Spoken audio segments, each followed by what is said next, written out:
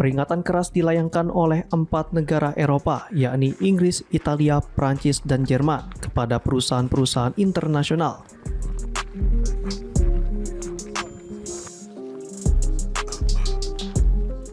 Agar tidak ikut dalam tender pembangunan permukiman yang berada di wilayah tepi barat yang diduduki Israel.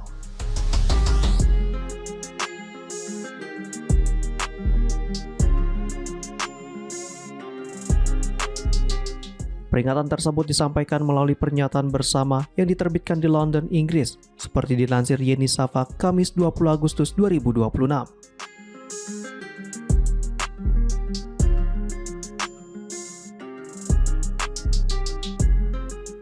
Keempat negara meminta perusahaan yang mempertimbangkan untuk mengikuti proyek tersebut memperhitungkan konsekuensi hukum dan reputasi yang mungkin muncul.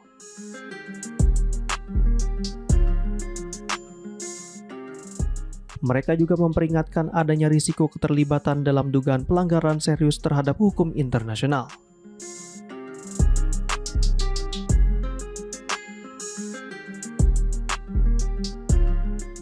Mereka menegaskan posisi tersebut juga telah berulang kali ditegaskan oleh Dewan Keamanan Perserikatan Bangsa-Bangsa.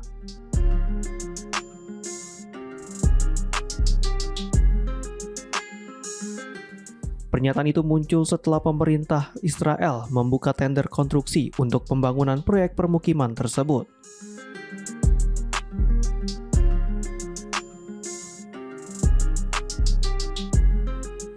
Keempat negara Eropa tersebut mengecam keputusan itu dan menilai pembangunan kawasan tersebut tidak dapat diterima.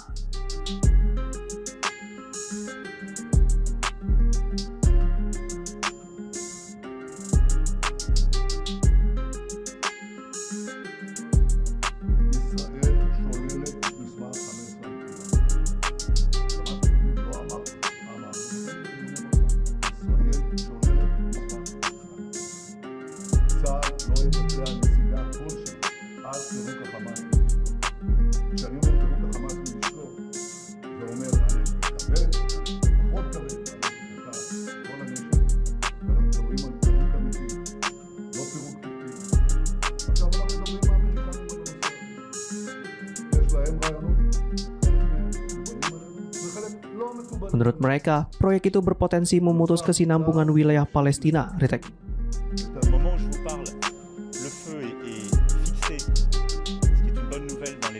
Menurut mereka, proyek itu berpotensi memutus kesinambungan wilayah Palestina dengan membelah kawasan tepi barat.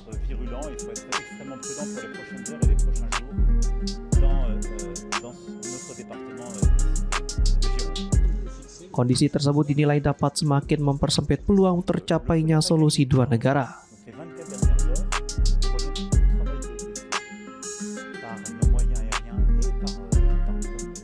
Selain menolak pembangunan permukiman di tepi barat tersebut, Inggris, Italia, Prancis, dan Jerman turut menyampaikan keprihatinan atas memburuknya kondisi keamanan serta situasi kemanusiaan di tepi barat.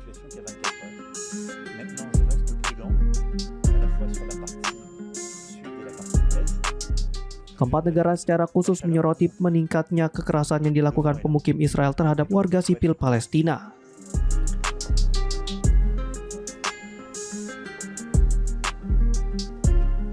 Mereka juga menyinggung berbagai pembatasan ekonomi yang dinilai semakin memperburuk kondisi kehidupan masyarakat Palestina.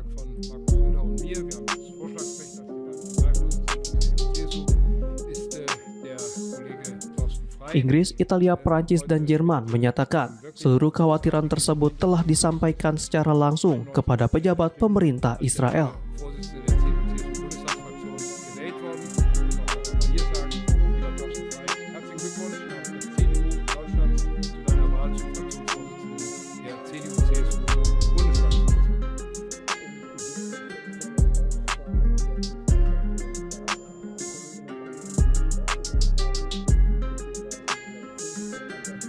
Intensiv in der Tat über die Lage der Union gesprochen und wir können natürlich alle zusammen mit 22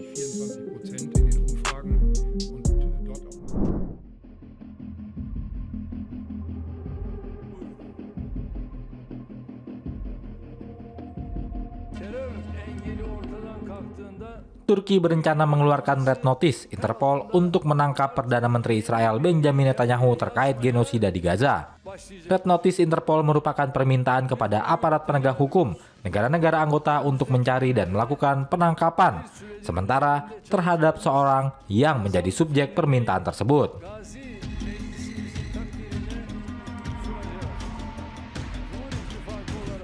Langkah tersebut menjadi bagian dari sikap keras Ankara terhadap Israel di tengah konflik yang masih berlangsung di Timur Tengah.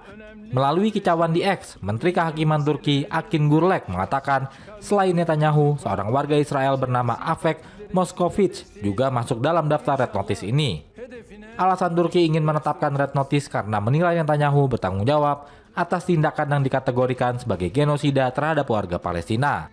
Sikap Turki terhadap Netanyahu tidak terlepas dari operasi militer Israel di Gaza yang telah menimbulkan korban besar di kalangan warga Palestina. Turki selama ini menjadi salah satu negara yang paling vokal mengkritik tindakan Israel di Gaza dan menyerukan pertanggungjawaban terhadap pihak-pihak yang dinilai bertanggung jawab atas pelanggaran terhadap warga Palestina.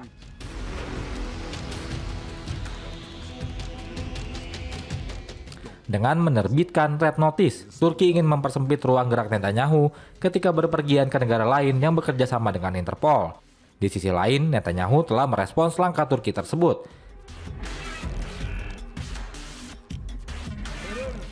Ia menyebut sikap Ankara sebagai bentuk kemunafikan dan menyatakan Israel tidak terkesan dengan upaya Turki mengeluarkan Red Notice.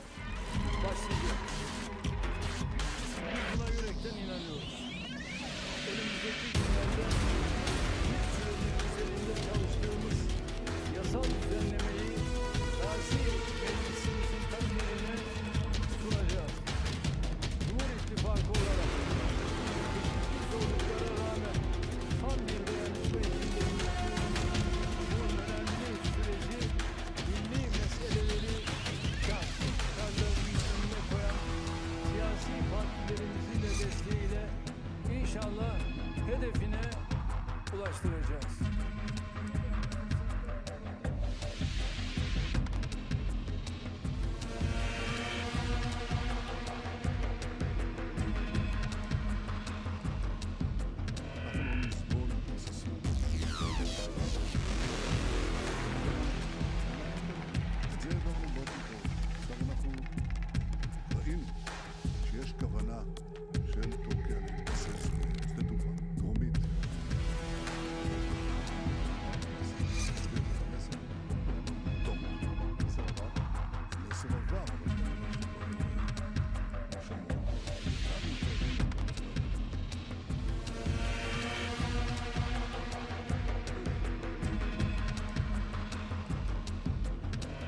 Terör engeli ortadan kalktığında Türkiye ekonomisi her alanda artık yeni bir hikaye yazmaya başlayacaktır. Biz buna yürekten inanıyoruz. Önümüzdeki günlerde bir süredir üzerinde çalıştığımız yasal düzenlemeyi Gazi Meclisimizin takdirine sunacağız. Cumhur İttifakı olarak çeşitli zorluklara rağmen tam bir dayanışma içinde yürüttüğümüz bu önemli süreci milli meseleleri şahsi çıkarlarının önüne koyan siyasi partilerimizin de desteğiyle inşallah hedefine ulaştıracağız.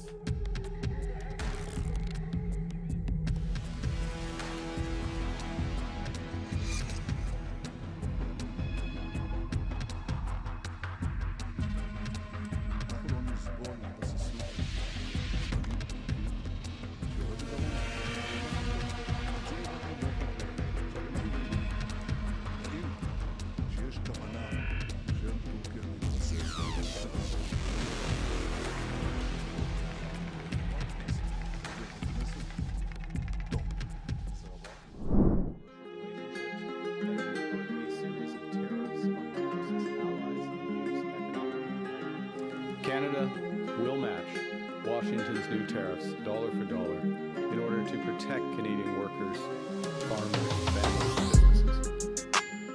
Our response will be concentrated in sectors such as steel, dairy, appliances, agricultural equipment, pulp and paper, and electronics. Kanada menerapkan tarif baru pada produk asal Amerika Serikat mulai 8 September 2026 mendatang. and 338 tariffs. This is a focused response. A focused response Aksi balas dendam ini terjadi di pemerintahan Donald Trump, di mana menerapkan 50% bea masuk pada barang-barang asal Kanada. coming days will release details of these new tariff measures which will come into Barang yang dikenakan pajak, termasuk yang berasal dari industri baja, susu, dan elektronik Amerika Serikat.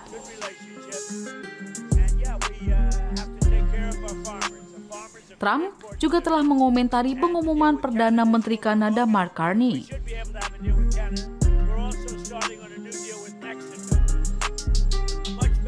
Dalam unggahan di akun sosial, dia mengatakan Kanada telah memberlakukan tarif berjumlah besar pada petani Amerika Serikat selama bertahun-tahun dan memastikan hal itu tidak akan terjadi lagi.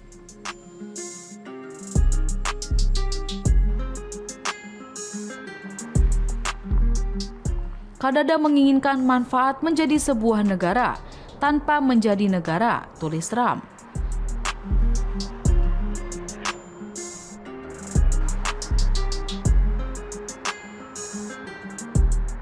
Amerika sendiri menargetkan beberapa sektor dalam tarif bea masuk itu, termasuk anggur, furnitur, produk susu, semen, pakaian, alat pancing, dan peralatan hoki.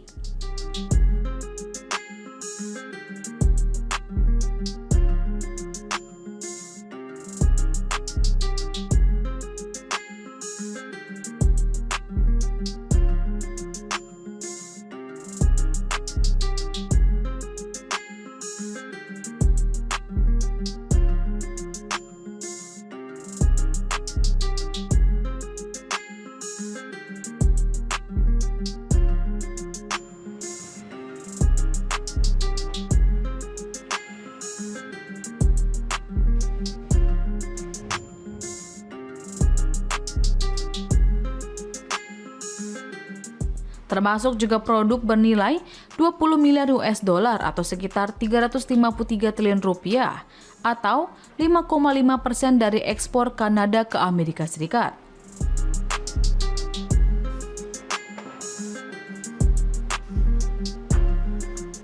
Carney mengatakan pemerintahannya akan mengumumkan langkah dukungan pada industri yang terdampak bea masuk Amerika Serikat.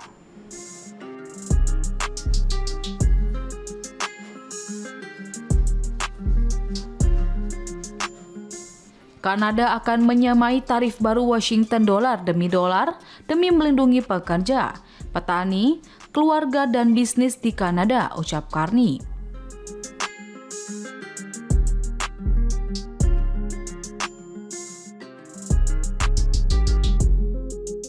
Tarif baru dari Amerika Serikat diramal bakal memiliki dampak serius untuk ekonomi Kanada.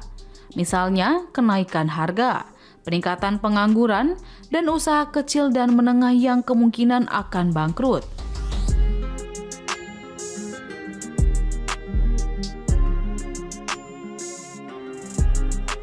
Aksi kedua pemimpin negara ini terjadi setelah negosiasi insentif yang berakhir gagal pada pekan lalu. Hal tersebut memperburuk hubungan rapuh kedua negara itu.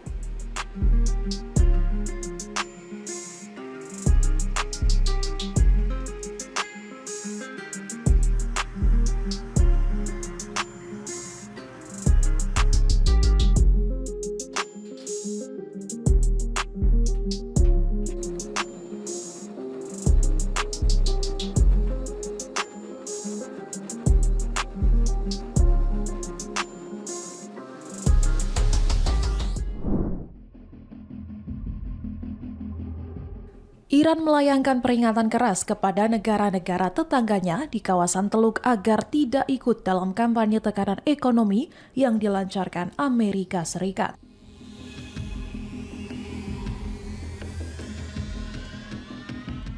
Teheran bahkan mengancam akan menganggap negara yang membantu Washington sebagai musuh dan menyerang kepentingan mereka jika tetap terlibat dalam perang ekonomi tersebut.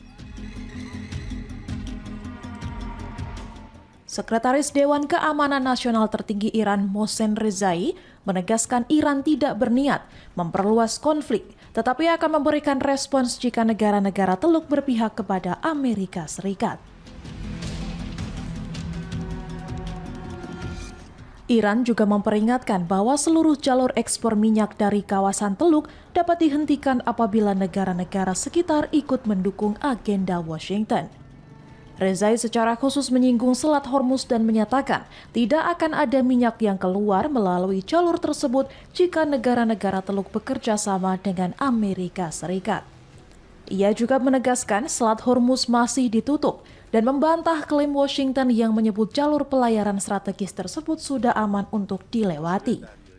Menurut Rezai, Iran memiliki kendali atas lebih dari separuh garis pantai di kawasan Teluk sehingga mengeklaim memiliki hak untuk mengatur lalu lintas di Selat Hormuz. Ancaman tersebut muncul setelah Presiden Amerika Serikat Donald Trump mengumumkan rencana melancarkan kampanye tekanan ekonomi besar-besaran terhadap Iran.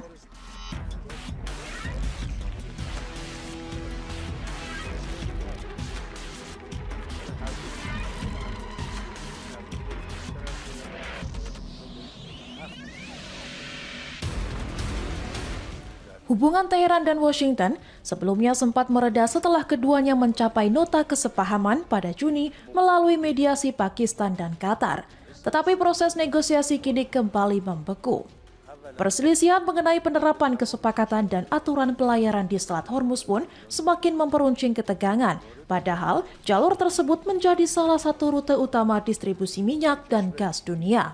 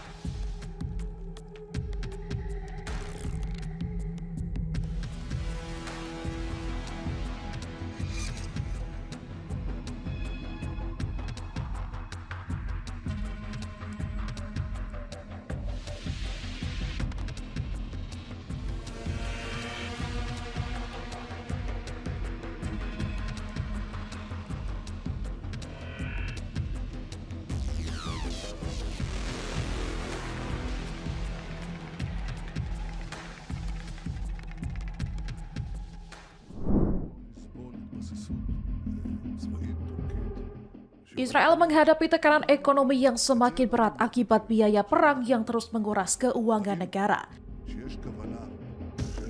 Bank Sentral Israel memperkirakan sekitar 350 miliar shekel atau setara 118 miliar dolar Amerika Serikat telah digunakan untuk membiayai berbagai konflik sejak 2023 hingga 2026. Pengeluaran tersebut mencakup perang di Gaza, Lebanon, Suriah, serta konflik lainnya dan belum memasukkan biaya perang melawan Iran yang dimulai pada akhir Februari.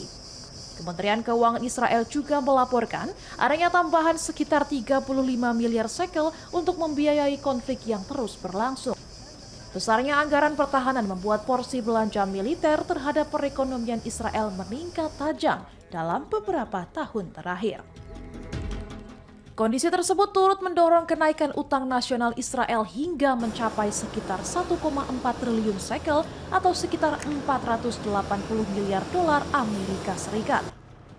Angka itu meningkat signifikan dibandingkan posisi utang sebelum Oktober 2023 yang berada di kisaran 1,07 triliun shekel. Beban utang yang semakin besar kini menjadi persoalan serius karena pemerintah harus menyediakan dana lebih banyak untuk membayar biaya pelayanan utang. Di tengah tekanan tersebut, isu ekonomi justru kurang mendapat perhatian dalam kampanye politik menjelang pemilu parlemen Israel pada Oktober. Para politisi dinilai lebih sering mengangkat isu keamanan dan ancaman dari musuh dibandingkan membahas dampak finansial dari perang yang berkepanjangan. Kondisi keuangan negara yang tertekan membuat pemerintah Israel menghadapi tantangan besar untuk membiayai operasi militer sekaligus menjaga stabilitas ekonomi. Jika pengeluaran perang terus meningkat, beban utang dan tekanan terhadap anggaran negara berpotensi semakin berat dalam jangka panjang.